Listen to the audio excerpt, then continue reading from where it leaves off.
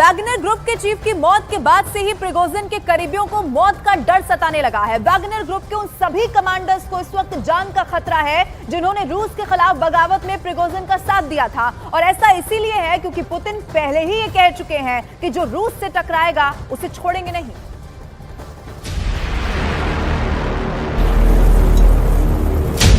बगावत करने वाले वैगनर को लेकर कई बातें सामने आई।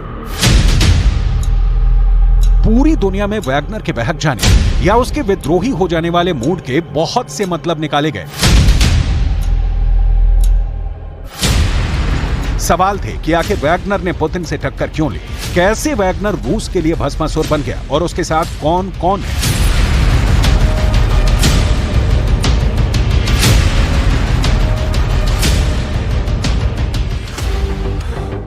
क्रेमलिन में तनाव बहुत ज्यादा था। पुतिन ने भी पता लगाया कि बखमूत जीतने वाला वैगनर चीफ येवगेनी प्रिगोजिन अचानक रूस का दुश्मन क्यों बन गया। आखिर कैसे वैगनर के लड़ाकों में इतनी ताकत आ गई, कैसे उसकी लीडरशिप अपने देश के खिलाफ खड़ी हो गई।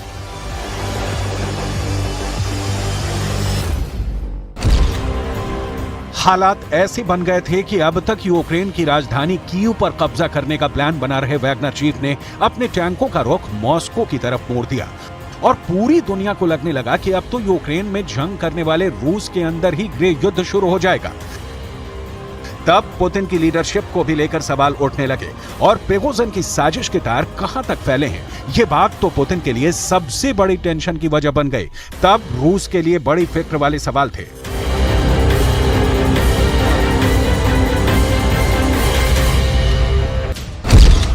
कि क्या वैगनर पर पुतिन के सबसे बड़े दुश्मन ज़ेलेंस्की ने जादू कर दिया है?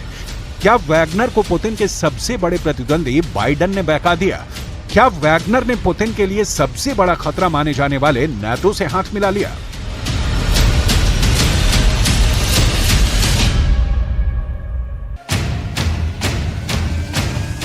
पुतिन ने जब पूरे मामले को संभाला और जब वैगनर को रोस्तोव से बेलारूस भेजा गया, तब सवाल उठने लगे कि क्या बेलारूस नाटो पर हमला कर देगा या फिर उत्तर की तरफ से यूक्रेन के खिलाफ एक नया मोर्चा बेलारूस से खोला जा सकता है। वैगनर ने जब रूस से बगावत की तो 48 घंटे तक बहुत बड़ा ड्रामा चला और फिर पुतिन ने वैगनर को 3 ऑप्शन दिए थे। पुतिन ने कहा कि वैगनर के लड़ाकों को रूस के रक्षा मंत्रालय के तहत आ जाना चाहिए या फिर अपना ग्रुप छोड़कर वापस घर लौट जाना चाहिए, और वैगनर के लड़ाकों को तीसरा ऑप्शन बेलारूस का दिया गया, जिसे वैगनर चीफ येवगेनी प्रिगोजिन ने फौरन मान लिया।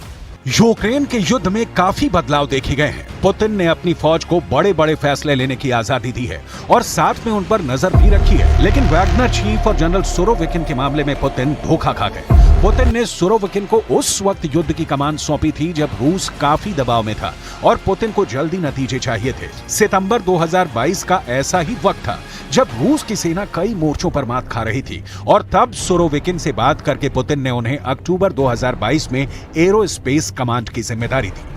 Мы не стремимся к высоким темпам продвижения, бережем каждого солдата, методично перемалываем атакующего противника. Тем самым не только минимизируются свои потери, но и значительно сокращается количество жертв среди мирного населения. जनरल सुरोविकिन को सीरिया में अपनी क्रूर बमबारी वाली स्ट्रेटजी के लिए जनरल आर्मगेडन कहा गया। उसे आईएसआईएस पर ताबड़तोड़ हमलों के लिए सीरिया का शैतान भी कहा गया।